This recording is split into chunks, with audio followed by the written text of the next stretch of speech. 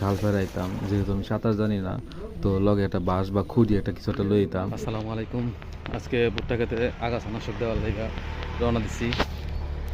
ওই যে ওইখানে আমার জমি, দেখা যাক যাওয়ার পরে যেখানে ভুট্টা লাগাইছিলাম এই জমির মধ্যে, ওই জমিগুলোর মধ্যে এই জমি রয়েছে একটা, মোটামুটি দেখা যাইতেছে জ্বালাইতেছে।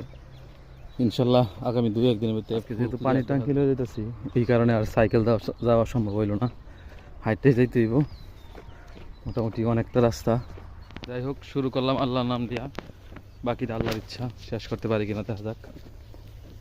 এখানে মোট 12 ঘন্টা জমি, শতাংশের হিসাবে প্রায় 20 শতাংশের মতো আর কি, হিসাবে 2 ট্যাঙ্কির মতো পানি লাগার কথা।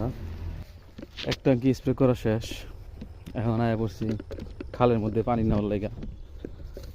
দেখা যাক পানি কোন জায়গায় আছে, খাল পুরাই শুকায় গেছে মোটামুটি, আবার অনেকটা পথ যাইতে হইব পানির খুঁজে।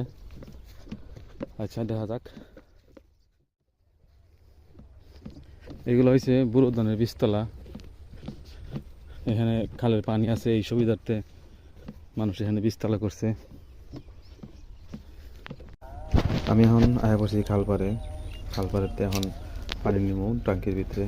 তার আগে ঘাসের ওষুধটা ট্যাঙ্কির ভিতরে দিয়া নিমু, যাতে পানিটা নতুন করে আর গোলা না লাগে। তখন বর্ষা মৌসুম থাকে, তখন অবশ্য এখানে দাঁড়ায় থাকার মতো অবস্থা থাকে না। টাঙ্কিতে ওষুধ দেওয়াটা আসলে খুব কঠিন ব্যাপার, বেশি পড়ে গেলে আবার সমস্যা। প্রথমে ভাবছিলাম ইঞ্জেকশন দিয়ে নিমু, পরে দেখলাম যে না, আর একটা কোটা দিয়ে দিছে। কিন্তু খেতেতে খাল ফারা আনার সময় আমি কোটাটা আড়াই আলাইছি, আমার মগের ভিতরে কোটাটা আসিল। কিন্তু খালের শক্ত মাটিতে হাঁটতে গিয়া মগটা আমার হাত থেকে পড়ে গেছিল, পড়ে গিয়ে ওই মুখটা হারাই গেছিল। যদিও মুখটা থাকলে আমার অনেক সুবিধা হইতো, কিন্তু মুখটা হারাই যাওয়ার কারণে একটু ঝামেলাই হইতেছে। যাই হোক, 16 লিটারের ট্যাঙ্কি আমি এখন মগ দিয়ে আস্তে আস্তে বলবো।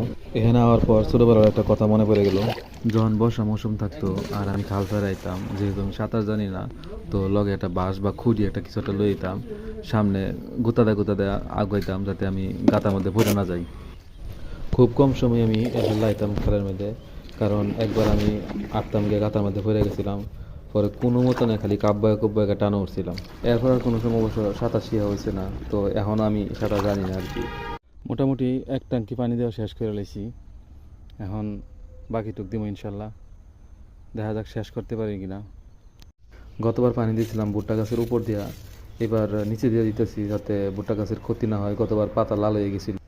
যাই হোক, আলহামদুলিল্লাহ পুরো জমিতে 2 ট্যাঙ্কি পানিতে হয়ে গেছে, নয়তো আবার পানি আনতে যাইতে হতো।